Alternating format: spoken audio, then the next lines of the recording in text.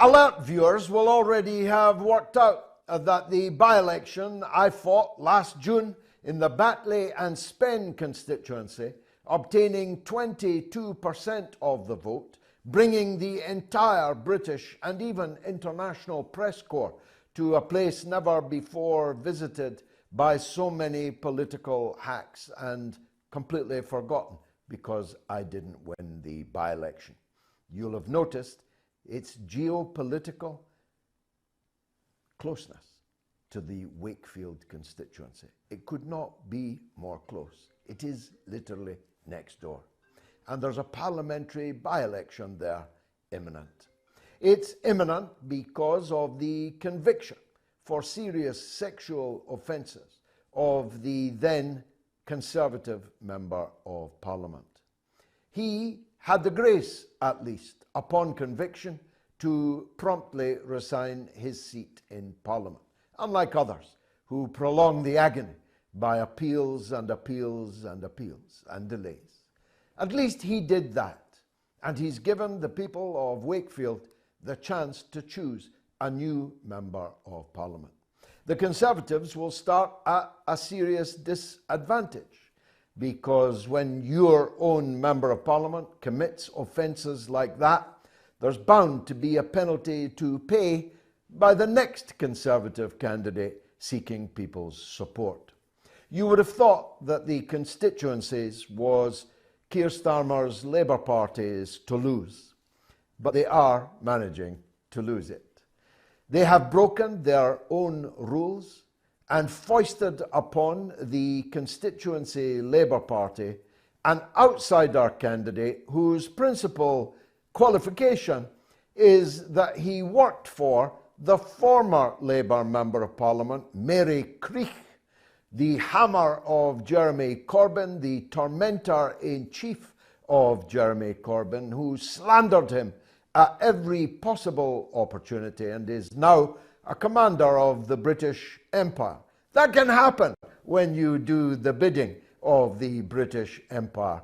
Her former staffer has been foisted upon the local people by Keir Starmer's Labour leadership. In so doing, they broke their own rules, never mind the campaign pledges that Keir Starmer made when he was running to succeed the aforementioned Jeremy Corbyn. Starmer promised that from now on, local people must choose the Labour candidate in elections and in by-elections. That one got ripped up with the rest of the 10 pledges that Keir Starmer made in that leadership election. But not only have they broken the pledges, they've broken the rules. And they have ensured that local councillors, like the Deputy Labour Council leader, have been pushed off the shortlist, and therefore they are unable to be the candidate in the by-election. The proximate reason in the last case I just cited there was that the gentleman in question had once liked a tweet by yours truly and had stood up for Jeremy Corbyn. On both those grounds, he was effectively disqualified.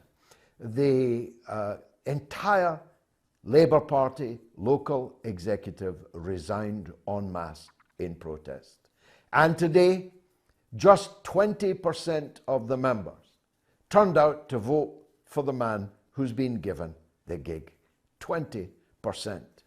He's a perennial loser. He sought the Labour nomination against me in Bradford West in 2012. He sought the nomination in the Loughborough constituency. He's a serial loser, and I predict he's going to lose Wakefield for Labour too, and so he should.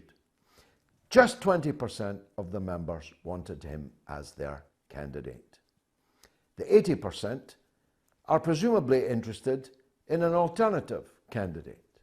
And the best situation by far would be for a local candidate to emerge from within their ranks to challenge the fake Labour candidate who Keir Starmer has foisted on them.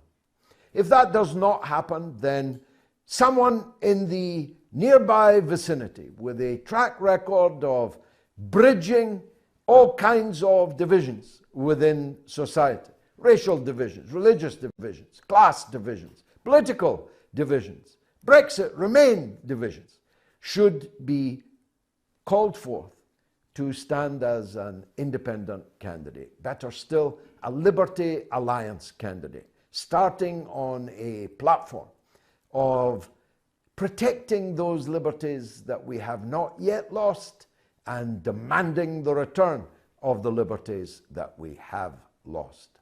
That would be the second best outcome. The third best outcome is one that I will not rule out. And that is that I pack my bags and head back to West Yorkshire and put my own hat in the ring. One way or another, Keir Starmer has to be defeated.